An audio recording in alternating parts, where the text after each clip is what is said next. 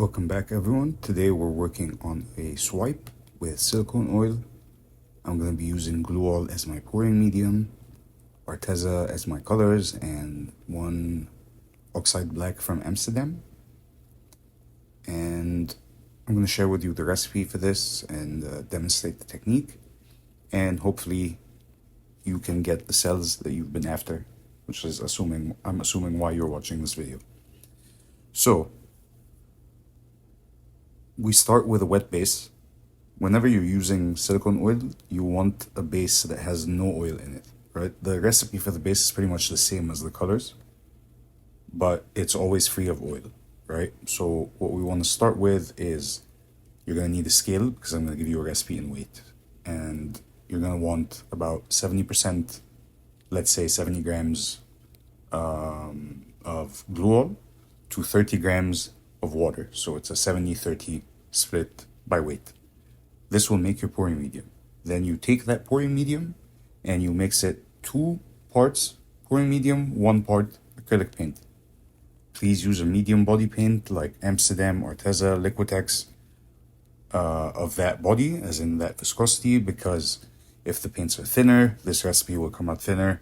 Obviously, don't use pre-mixed or fluid paints because that's just going to be very diluted, right? Mix all your paints with this recipe. Add 1 single drop of silicone oil to the colors and mix, and keep the base free of oil.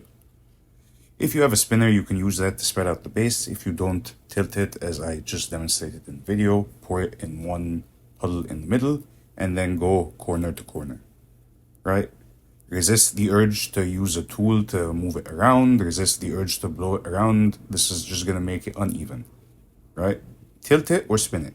That's the best way to get an even level base. If it's freshly mixed, especially when you're using glue, it's probably going to be bubbly. Use a torch to just get the bubbles on the surface out, and you'll be good to go. All right, so for the colors. In a swipe, I generally like to put them down in strips. And I like to do a gradient. I'm doing very warm colors today, so I've got a Scarlet Red from Arteza. I've got one of their metallics that will follow the red, and I'll sandwich between it and a lime yellow, also from Arteza. And I've got a titanium white at the end just to give them a little bit of what looks like highlights in the cells, right? All of these colors have silicone oil except the metallic one. Metallics generally, because of the nature of how they're made, there's solids floating in them to make them metallic. That makes them look kind of funny with silicone oil, so I prefer to keep the silicone oil out of the metallic paints as well. You can try it and let me know what you think, but I generally keep them out. So for the swipe, I like to use a tool that can cover the whole canvas in one go. So I'm going to use a ruler for this particular example. I just apply the paint to the ruler. You don't need a lot. And while I have you here, if you're not already subscribed to my channel, all my content is tutorials like this. I share my techniques and how I make them.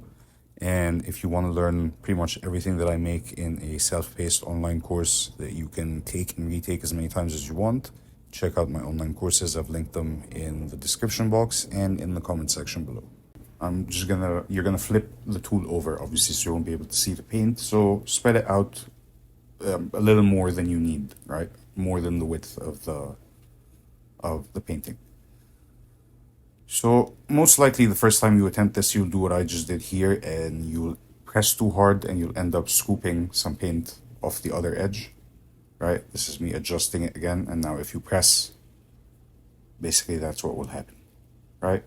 Pressing too hard. You don't really need to press. You just need to let the tool sit on the paint, right? And it will glide effortlessly.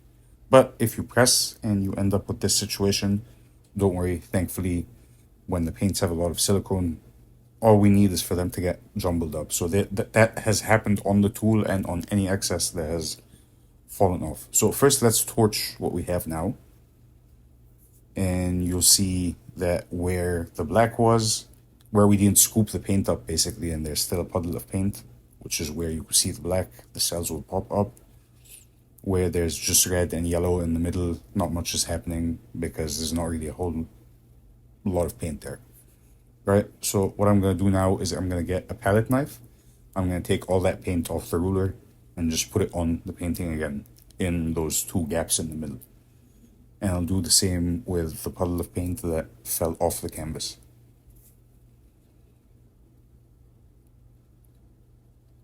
You can use a torch or a heat gun for getting the cells to appear, but bear in mind heat guns get really hot and you don't need to use the highest setting, you just need the lowest setting.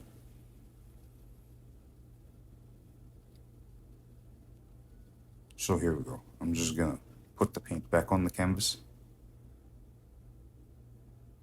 And I'm just gonna swipe through it very gently. And I'm gonna pick up the excess off the side. And I'll put that in the other gap, doing the same thing, smudging it basically with the tool. This will give us a nice area to torch again and get a whole bunch of cells in that gap. In the end result, you might not even notice that we botched it while making it.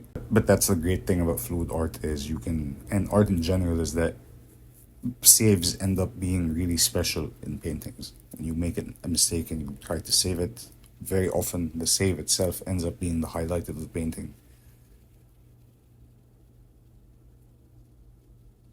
So there you go.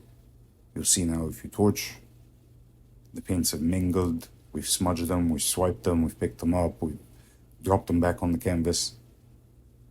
They've mingled enough now that when we apply heat, the cells come to the surface. If we had been using Floetrol, this would have been a slimy mess and the cells would have been all over the place. But because glue has more elasticity, it requires heat to bring the cells to the surface. Let me know if you do end up trying this technique. Let me know if the recipe works for you or if you have any problems. Let's troubleshoot them together. If you want to learn all my techniques in, like I said, the self-paced online course, check them out in the comments and description box below.